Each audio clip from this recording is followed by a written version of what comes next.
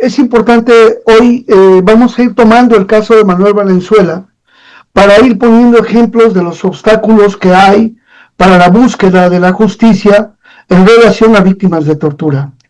¿Por qué estamos adoptando el caso de Manuel Valenzuela? Bueno, porque las instancias internas fueron insuficientes para garantizar la protección de los derechos humanos de Manuel, y entonces el Comité contra la Tortura de las Naciones Unidas en mayo tomó la decisión de determinar que Manuel Valenzuela había sido víctima de tortura y que debieran de eliminarse dentro de las pruebas en el juicio donde él está acusado, pues estas que fueron arrancadas bajo tortura, que se viera una reparación justa para Manuel Valenzuela y que de la misma manera se investigara por parte de la Fiscalía el delito. Entonces, vamos a ir paso a paso viendo cómo el descuido en la realización de los operativos, en la procuración de justicia, van generando una situación violenta y terrible que afecta a 25 años a Manuel y a su familia. Vamos a situarnos un 17 de abril del año 2001, allá en Querétaro. El contexto de Querétaro, hay que recordar que son ya 28 años de gobiernos panistas y que Querétaro se convirtió en un enclave para las maquiladoras, en un enclave para los grandes negocios, y que esto atrajo a muchos empresarios, a muchas personas, pero también empezó a generar este aumento de la delincuencia en contra de estas personas, porque pues les da grandes dividendos en lo que son estos grupos de delincuencia que fueron organizados desde el propio poder. Aprovechándose de que José Valenzuela, un empresario que se había sentado ahí en Querétaro hace unos años atrás, tenía un asunto en Hidalgo donde lo habían señalado de un fraude y él se le hizo fácil ya no ir a firmar porque era un delito menor, en fin, etcétera, ya no fue a firmar. Entonces le generan una orden de reaprehensión, es decir, es un procedimiento que es administrativo, que es penal, sí, porque le cambian la medida y tendrían que volverlo a detener, pero prácticamente estaba ya casi por compurgarse. Aprovechando que estaba esta orden de reaprehensión, cuando están la policía ministerial de Querétaro, de la Procuraduría, investigando para conocer, para detener a José, se dan cuenta que él tiene propiedades, que tiene sus negocios, que tiene sus empresas, y entonces, en lugar de ir con la orden de aprehensión saliendo de su oficina y decirle, por favor, acompáñenos, tiene esta orden de reaprehensión y demás, en lugar de haber hecho eso, lo que hacen es empezar a tener vigilancia, seguimiento sobre él, y no perdamos de vista que José ya había sido secuestrado meses atrás, lo habían extorsionado, y luego, semanas antes de estos hechos del 17, ahí a otro vecino, empresario, también lo habían robado. Estamos ya en el contexto de empieza esta acción de policías, delincuentes, etcétera, y entonces, en lugar de ir a aprender a José, faltando a la debida diligencia, se diseña un operativo que pone en riesgo a la población en general, porque saliendo de la oficina de José, allá en Querétaro, lo siguen por la avenida y llega un momento en que se le cierra un vehículo Stratus color blanco y una camioneta verde Tom Country sin placas, que después se supo tenía reporte de robo. Este vehículo Stratus no prende los códigos, no activa las estroboscópicas y no da señales por el altoparlante de decir somos agentes judiciales, estamos buscando al señor Valenzuela, qué sé yo, deténganse, no hay medidas de apremio. Entonces se cierran, lo encajonan, se bajan del vehículo, personas armadas vestidas de civil y se van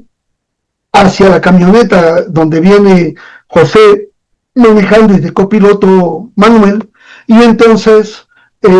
disparan y hieren en el hombro a José. Ante eso, Manuel acciona el arma que traía porque ya estaban también de alguna manera preocupados por la situación y les había avisado la secretaria que les estaban siguiendo, y entonces él, actuando en defensa propia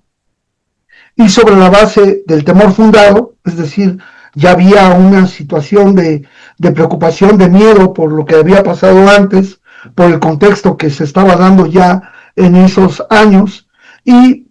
eh,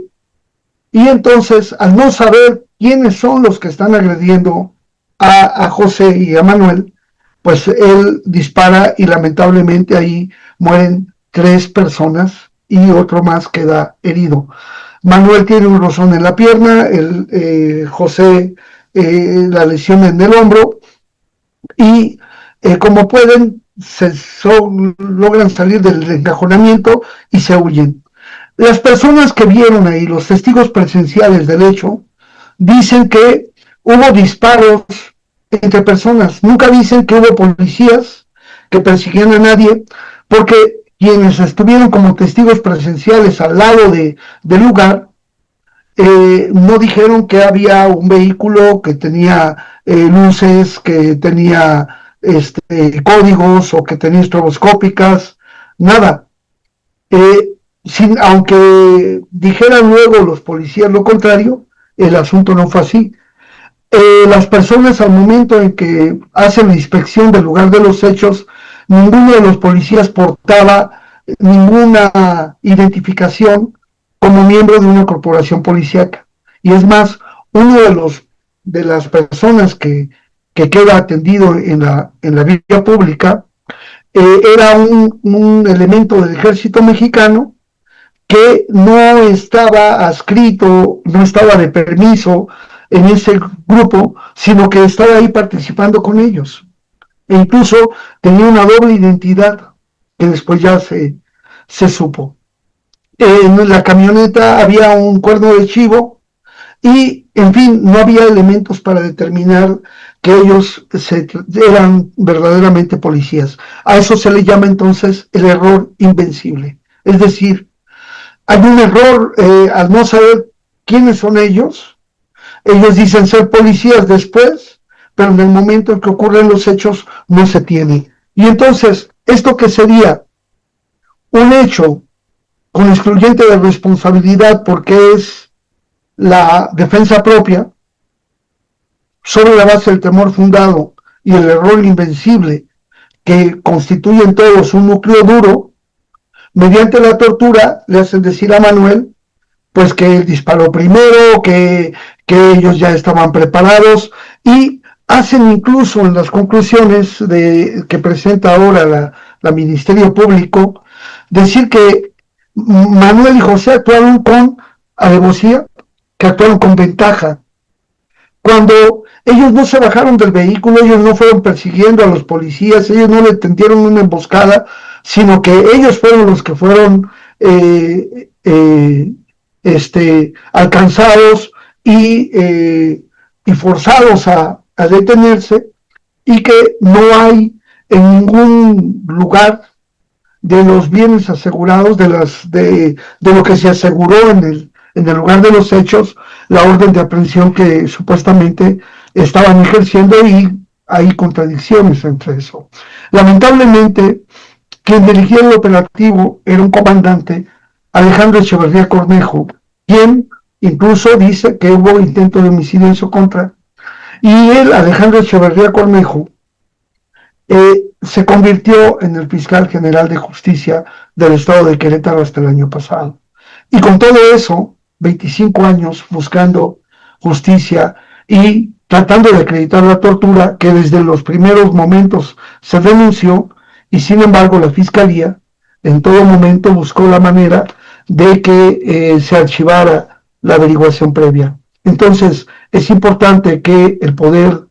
Judicial, perdón, la Fiscalía, tome en cuenta cómo se diseñan los operativos, cómo se actúa. ¿Por qué? Porque aunque en ese tiempo, en el 2001, todavía no estaba la ley sobre el uso de la fuerza,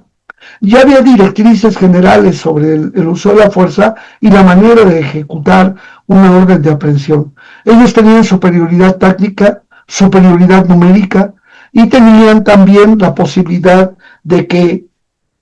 pudieron haber detenido al salir inmediatamente de la oficina a José sin necesidad de usar la fuerza y bajo un mandato de ley donde ahí sí se le puede mostrar la orden de aprehensión y no decir que cuando iban en el camino desde el estatus blanco a la camioneta se le mostró la orden de aprehensión y se les dijo que tenían una orden de aprehensión. Esa es una situación absurda y que ese operativo mal planeado llevó a que hoy tengamos una situación terrible por el dolor de las familias que perdieron la vida,